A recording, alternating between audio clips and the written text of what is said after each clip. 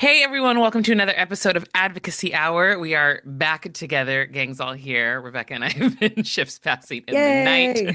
over the last month, but we're here and we have a very special guest joining us. She is a member of our board and also the head of our fundraising committee. And we're going to be talking about advocacy in our upcoming Common Good Tour. So, Deirdre Catlett, welcome. How are you? Thanks for having me, ladies. I'm great. Of course. Okay, wellness check. How's everyone doing? Ooh. Big question. I know, right? I feel like You every time I know, ask that, people are like, what do I say? yeah, how do you answer that? I actually have two of my kids at my house right now, which is a big deal. So I am really enjoying that. And I'm Oh, just trying to put a lot of my energy into that. And not, I mean, I'm paying attention to what's going on, but that's definitely something that's been helping me is just spending time with them. that's nice. What about you, Yeah. Deirdre? Today's been rough as someone who has spent the majority of their life in Maine. It has been a Mm, rough day Yeah. talking to friends and yeah, just really heavy on our hearts today is what's going on up there. yeah, it's hard to see. But it's also like one of those things. I don't understand how we get to this point when you're supposed to be vetting people. You know what I mean? That's what's always Yeah. so bizarre to me. Like when these things come up late in their campaign. Like what was the vetting process? What are the Yeah. steps that we're taking? And it's just frustrating on the Dem side, which I know that we're all kind of feeling a little bit. It's just like, when are we going to really start putting forth better candidates? You know? And I'm going to be Yeah, a person, You would think I by liked him from now. the beginning. I'm not going to lie. I did like Graham Plattner in the beginning, but same, then absolutely. I Yeah. mean, there was no reason to not like him when those first videos started coming out and the way that he was responding to MAGA people. I was like, okay, this is someone to watch. And then Mhm. slowly, and then I'm like, okay, how many apology videos is this guy gonna make? Yeah, I think it's hard too because, I know Janet Mills, like my husband worked Mm, for Janet. And so like it's yeah, when it comes to politics in Maine, it's so different than the rest of the country. And it's a two sides of Maine, like we've talked about that for decades. I feel like if you're from and know anything about Maine politics, you have rural Maine, which is typically red and conservative, and you have southern Maine, which is diehard blue. And, the demographics show that, but also just systematically, it's so polarized. And so, to finally have a candidate in Plattner that a lot of people across the political spectrum were rallying around and like, it's just like you said, it's frustrating that we can't find good candidates. yeah. But also, as someone whose husband was recruited to run for DA, by the Dems, like it's also really messy, Yeah. Yeah. and my husband's passed because he was just like, I'd rather do the work than play the game. And I think Mm, that's part of it too. that's super important. Yeah. I'm just getting frustrated. And obviously, as we're leading up to the midterms, which we're going to get into a little bit of kind of the work that we're doing here at TNE, it's just like we don't really have time to waste, like at all. So I'm just Yeah. like, what are we doing? What are we doing, guys? It's very frustrating. It's very frustrating. How have you been feeling about everything, Rebecca? Yeah, this whole thing with Maine is like kind of been on the peripheral. So the first time I even Mm, had a conversation about it that was this morning with one of TNE's good friends, Kasim. We were talking a little bit about it, and because there's just so many things, how do you pick? Which yeah, one do you put your energy toward, right? And as a parent, I've been really like the Nolan Wells thing has been yeah, far bigger on my mind, sure. having kids that age, right? And just thinking about that. So, um, it's so hard when the focuses have to kind of be split all over the place. And how do you give that energy? And like Deidre, to your point, like I'd rather do the work than play the game. Like I get that. And then it's like, which work? Yeah, Because there is just so much. And I'm really grateful to be part of TNE, just yeah, bringing it back to our organization and what we're doing and the ability we have really to kind of be in so many different circumstances all at the same time because so many of us are so passionate about so many different things. And I really appreciate that about TNE. And I think that's kind of what we're going to talk about today, what we're doing yeah, is something that really supports all of that work. yeah. And so, it's so hard not to get overwhelmed and I think frustrated and demoralized, right? Like just feeling like, what do we do? Yeah. Last week, I got to be in a class with a bunch of people. I'm in school right now, and I got to be in a class with a bunch of people imagining what can be. And that was with one of our other board members. Yeah. Dr. Timmy Spencer Helms was the assistant professor in that class. And so, kind of sitting with, okay, this is the reality. We at some level have to accept this is the reality. This is what we're dealing with. We cannot change that. Yeah. And then how do we imagine something different? And in that imagining, find the steps and the next move to building that imagination out, Yeah. actually, Yeah. right? So Yeah. that that can become a reality. I love the word Yeah. imagine because it I don't know, something about that word that kind of warms my heart a little bit because it's not just how do we strategically plan or how do we organize, but imagine like it gives a little bit more of a lift and also has a little bit of hope behind it, which I kind of love. And I know that we have been imagining as people of faith, but also as an organization, ways to move forward, ways to get the community involved. And one of those ways is this incredible tour that is coming up that I'm really excited for you all to learn about and hopefully join us on. So, Deirdre, give us the spiel on the upcoming TNE Common Good Tour.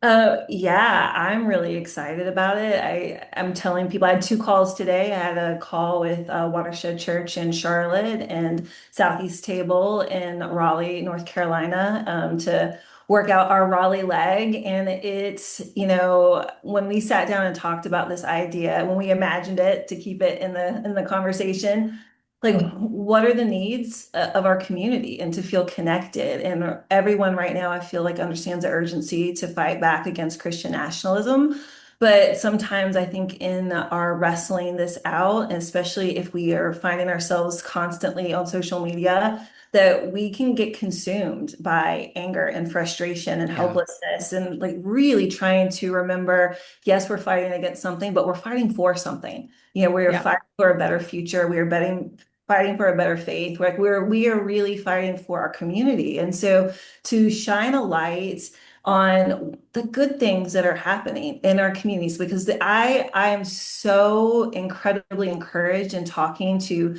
these churches and nonprofits and these communities and seeing what they are doing, to really change narratives in their communities and to shine a light on those stories. But also, we are doing this as a fundraiser for TNE because we have a lot of really great resources. We, tons of things, but like classes and workshops and so many podcasts, a lot of resources that are free. And, one of the things that I'm talking to and pastors is like they don't want to reinvent the wheel. Like right now, they're really trying to pastor and shepherd their congregations, and to have free resources available through TNE. We're like, we want to keep it that way. And so Yep. I think so it's equally, I tell people, yes, we are trying to fundraise, but also we are trying to show the good work that is happening. And we also want to create a connection throughout our communities, which TNE is really good at doing. So it's a yeah. little bit of everything all rolled up in one, but storytelling driven. And I'm so excited to just I get to be on the road for a little bit of it, but I'm really excited to hear the stories and shine a light on people doing really important work across the country. Yeah, I think even just listening to you talk about it, the word that comes up for me is just access to the education, access to the resources, because I think a lot of people, especially now because we're in such an economic turmoil, right? Like people can't afford to get the things that they want or even have access to the education that they may want to have those conversations. So us being in a position to advocate in that way, I feel really great about. And I think that this is a really wonderful way to not only bring community together, but to give people access to those resources in a way that they may not even know these things exist. I mean, there's still people I know that didn't even know you could donate to TNE, which I find to be very hilarious. But Fair, oh, fair. uh, you're gonna know now.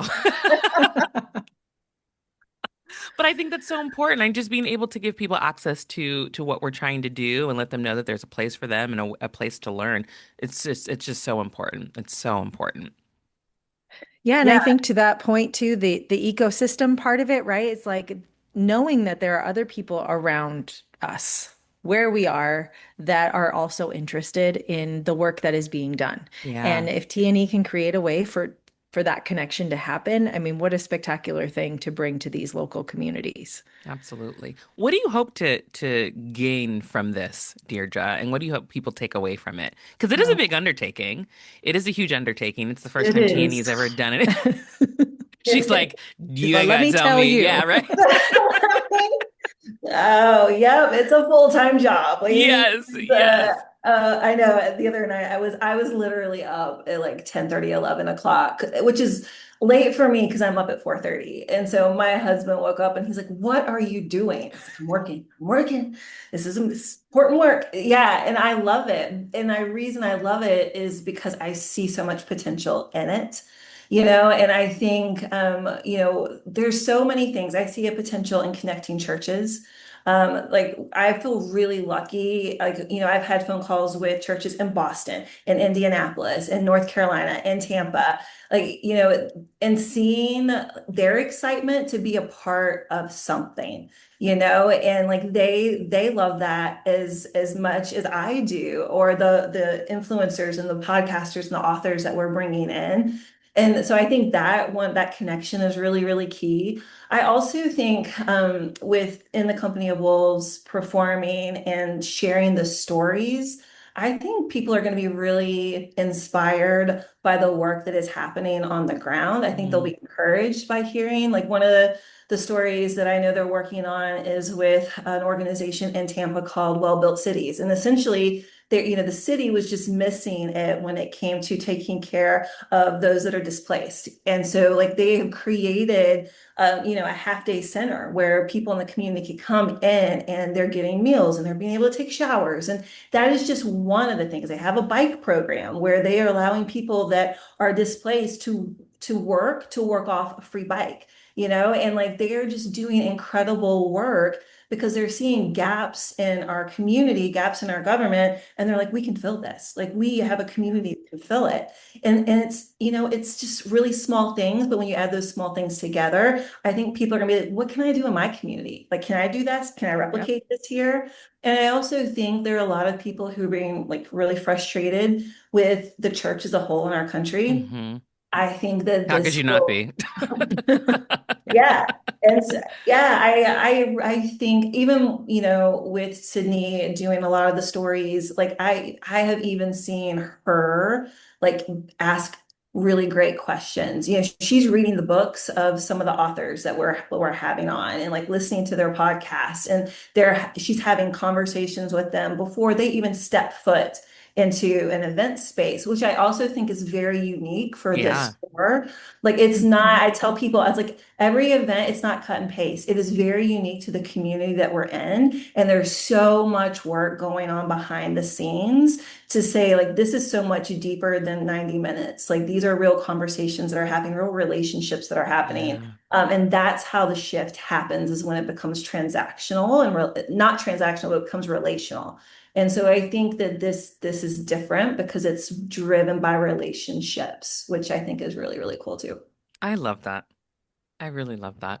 I do. Yeah. Yeah, you mentioned In the Company of Wolves. So I just want to give you a few minutes to talk about In the Company of Wolves since you brought it up. You said They're Sydney, you great. said that name, but maybe some people don't know who that is. So tell us Yeah. about them. They're wonderful humans that also happen to be my kids, but Are that you a they're momager? no. Okay. I had to ask. I've actually been wanting to ask you that for a while. No. Oh, I could tell a story, but I won't. But That's what we're here. That's what a podcast is for, the stories. Do the okay, intro, then I want to hear the I'll tell you a little story. story. No, so Sydney is my oldest. I have four kids. Sydney is my oldest. My two oldest are musicians. And Sydney started working in Nashville and Franklin in the CCM world when she was 16 years old. And she worked in that world for about 19 years, recorded an EP, worked with the label. And just, a couple of years in, especially after Trump was elected the first time around, she just saw things she didn't like. And she was, it did not align with her faith and how we raised her. And so she was like, yeah, this this culture is not for me. And so, but she has continued to do music. The band name is In the Company of Wolves, which I feel like speaks for itself. She is also the executive director of the nonprofit that I work for, so she's also my boss. And it's great. Couldn't imagine working for anyone else. She's wonderful. And but part of her job is she goes into schools and we partner with mental health organizations and they use music. They use music to tell stories. And the stories I could tell you that she has relayed to us or that I've heard firsthand from students or, in Tennessee, Alabama. Honestly, we were on the road for a year. So around the country, it's heartbreaking, like what our kids are facing. Going back and talking to the time that is happening today, she could tell you stories that of like after Trump was elected this last time, going into schools and having high school students, young girls, tell her that the boys are coming up to them and saying, well, your body, my choice now, or Black students in one of the schools that she's in saying that they were getting text messages asking if they were ready to go pick cotton again. Like this is happening in our schools. Yeah. This is happening in Tennessee, which is where we live. And so like she is very passionate about advocating for every student, but specifically within the Company of Wolves is those students who have been berated, who have been abused, who have just kind of been under the pressure and the burden of legalism and a faith that is not resemblance of Jesus whatsoever. And so, part of what she'll be doing in here is telling stories, but also of hope, like Mm. reality, but also can we push forward because there's a lot at stake. Yes, there are midterms at stake, but there are a lot of lives that are at stake. We have lost too many. One is too many, but we have lost so many students in our community to Hmm. suicide this year. So like that, a warning that needs to be put out there and putting this information out there as well. But like there are lives literally at stake. And so like we want to do whatever we can to shine a light, a very bright light on the good things that are happening and offer hope because in a lot of circles and a lot of communities right now, I feel like that hope is dwindling, diminishing, being snuffed out. Yeah. Yeah. Yeah. I mean, it's hard to be optimistic.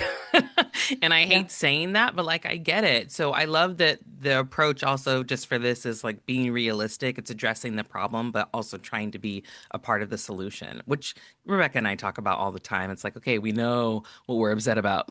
Like let's Yeah. get on with the fixing of the problem. So I love that this came to your mind to create, and I think it will have a really, really positive outcome. Can you talk about where we're going on the tour?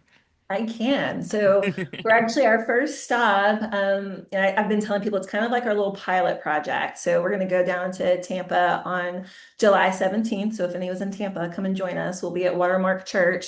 And we're going to be working with Tommy Preston Phillips and Jared Stacy. And there's going to be a panel discussion about intergenerational conversations, like how do we talk to each other and not across each other, whether you're Gen Z, Gen X, boomers. There's a lot there. But that's going to be like our feeler, like what works, what doesn't work. And then we're going to hit the road the end of August into September. We're going to be in Charlotte. We're going to be in Harmony at the Wild Goose Festival, which I'm really excited about. We're going to be in Raleigh as well. And then we're talking to Lexington and Philly and Baltimore, as well as Boston and New York and Indianapolis, Chicago, and our last one will be probably in Minneapolis. And also some one-offs in Nashville and Atlanta as well. We're in Chattanooga, so we're close to both of those places. Sounds like the Eras tour. Yeah, just everywhere. Yeah, no, we're excited. I'm on to be in a couple of those, but I also love that other board members are stepping in and being Yeah. a part of different ones. And yeah, it's a team effort, which is really wonderful. Speaking on that, I don't know if Rebecca, if you had a follow up, but I do have a follow up really quickly. I love that you say it's a team effort, because I think people, again, we've talked about people don't know how to show up and the ways that they can show up. What have you learned in this process about how people show up and advocate for others by using the strength that they Mm. have? Like, there are other people, specifically, I'll say on TNE and board, that'd be like, I can't plan a tour, but you were like, I can do this, let's do this, right? But just throughout this process, like, what have you learned about how other people show up and advocate? Because I think it's important to highlight that there's different ways to show up, and all of those ways are important. Yeah, I mean, honestly, I go back to the work that we do, and like Hmm. my day job, is all about showing youth that they each have unique gifts and that they don't have to do anything or be anything outside of themselves to make a difference in their Yeah. community. That translates equally with adults. And so I think even on our board, we have people that are gifted in finance, right? We have I think it's Tamise, like every time I sit on a board meeting and I listen to her, I'm like, man, that there's a calming presence in them that I am inspired by. It's Yeah. the same way, right? And then you Yeah. have Christian that is like the lighthearted, we all bring Yes. something We to, laugh. We love you, right? Christian. Yes, Yes. yes.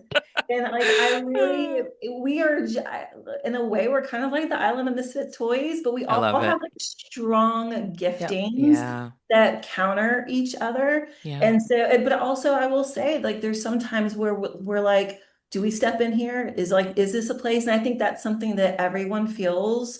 Like, are we treading on someone's space, Yeah. or do like, Hmm. can I step in here? And I think just trying to like figure that out and have a posture of humility, an abundance of grace, and like we're all here for the right reasons, and we all want Yeah. to make a difference. And then and then also checking our egos. Like I feel like we're pretty good about that too. And so like it's been really great to work with a group of people who know who they are, but that are willing to be uncomfortable in order Mm. to serve a higher purpose, and that are willing to like lift everyone else and platform everyone else.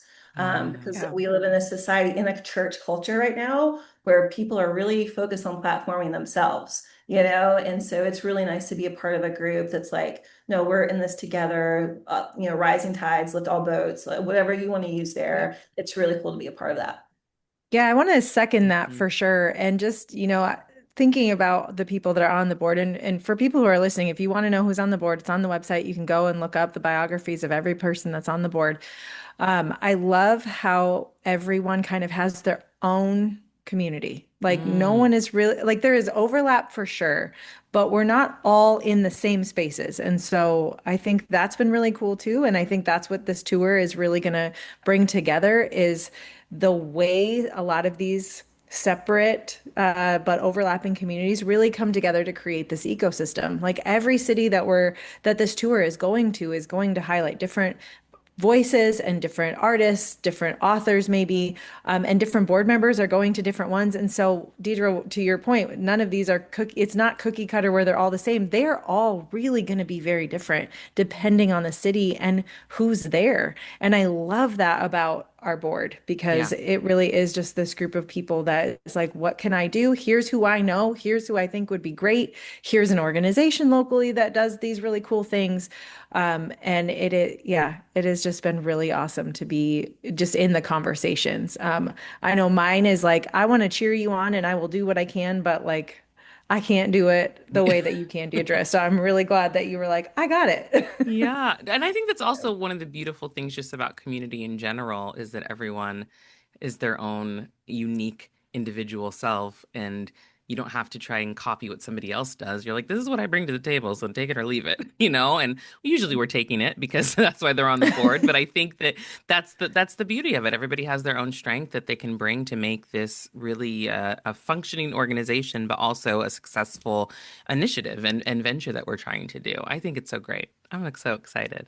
I am too, and I've been really encouraged just in the conversations with the churches that we've had because, in anything, there's a cost, right? Like Yeah. there's a financial Yeah. cost to it. And it's so funny too, because so many people in general in the world, when it comes to money, they're like, okay, can we talk about this thing? Because this thing is important. And the churches have been so incredible. Mm. and even in the saying, well, we typically have a fee, but hey, if you guys can just cover the cost of the sound guy, or, that has happened every single time, because I think that they have seen our heart for highlighting their community, that we're Yeah. not just looking for a place to pass through, like that we're looking to invest and to make connections. And, and I say to them, like, when we have these conversations, I'm like, we're looking to highlight someone in your community that's doing the good work, whether that's an individual or a nonprofit. And I tell them, I was like, we're looking for the people that are doing the work, not ever wanting recognition, but they should have it because it's Yeah. such good work.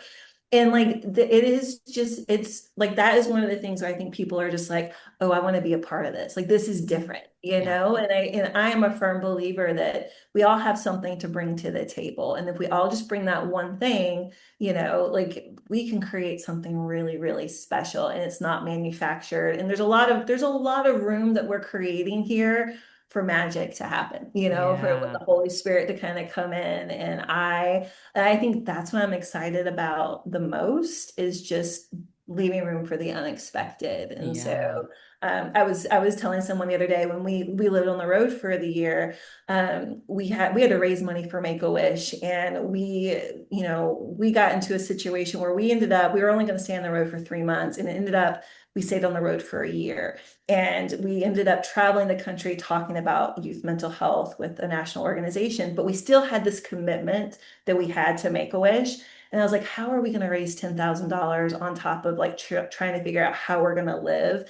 And Sydney did a show in Houston, and it was a small show. And this is the power of like having the right people at the place at the right time. There was like 10 people at this show.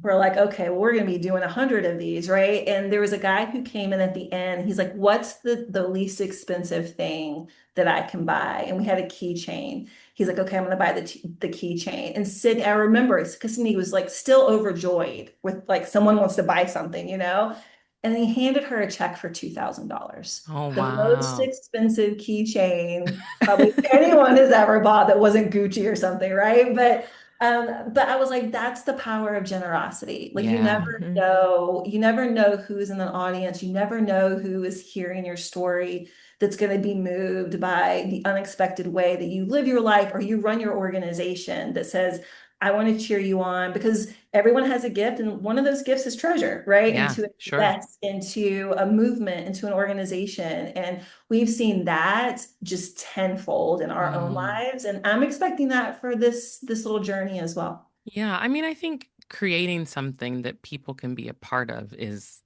the thing, right? That's what Yep. everybody wants. Everybody wants to be a part of something bigger than themselves, something that they feel like they're contributing to, whether small or big, whatever the case may be. And so when you present people with that option, I think people will take advantage of it. Absolutely. And that I think that's exactly what this is going to be for a lot of I people. hope so. And also too, it's not going to end there. Like I'm talking to Stephen, who runs TNE Connect, is like, can we funnel the people who do commit to giving $5 or $10 a month over the course of the next year to creating a community for them in TNE Connect, that we can Yeah. like share with them, here's what's going on, guys. Let's touch base after each tour stop, and let's share. Like here's the community that I we're love building that. together. So we're working on like, it's not just going to end at an event. That's the starting point. And it shouldn't, because Yeah. it should be a Yes, relationship and not, yes, like you said, not transactional. absolutely. So, in terms of people getting involved, if they're interested in coming to an event or being a part of an event, how can they participate? Well, as we add dates, so Tampa right now is on our website. So we do have a page on the TNE website under community. It's the Common Good Tour. You can RSVP ticket. It's free. So we're creating Eventbrites for each of the events so that you can at least register for your ticket, so we know how many people are coming. But yeah, you'll be able to register directly there. Follow on social media as well to find out more about the events. But yeah, please come to, if you know someone who lives in one of the communities that we're coming to, invite them to come, share our information with them. We're trying to create space where we can literally connect with people. So like we're having front end and back end time at these events so we can continue conversations. But that's part of this too, is that we want to personally face to face connect with people in our community. I love it. I love it. Any final words, Rebecca? I just want to know, when does this kick off? What's the first date? It's the 17th. We're heading down. We're actually heading down on July 14th to Tampa, Love it. because the nonprofit that we are highlighting, their executive director is leaving for vacation on the 15th, and he's like, I really want to meet you guys. And so I was like, Aw, we're gonna go Oh, down early. Yeah, so love it. we're gonna be down there, but the show is at Watermark Church in Tampa on July 17th. That's the first one. Amazing. And we will amazing. be linking all of that information. You can go to the newevangelicals.com/tour to keep up to date with all of the tour dates and the Eventbrite links. And we hope to see you on the road. Deirdre, thank you so much for joining us and for chatting about this. I think it's going to be very successful and Yes. a big opportunity for us to grow the community for TNE. So thank you so much for joining us. Thank Yeah, you. Appreciate thank you. Of course, make sure you like, comment, and subscribe. Also, if you're not on TNE Connect yet, please go to thenewevangelicals.com/connect and join the community there, and you can keep up with all of the courses and free resources that we have. And until then, we'll talk to you soon. Bye. Bye.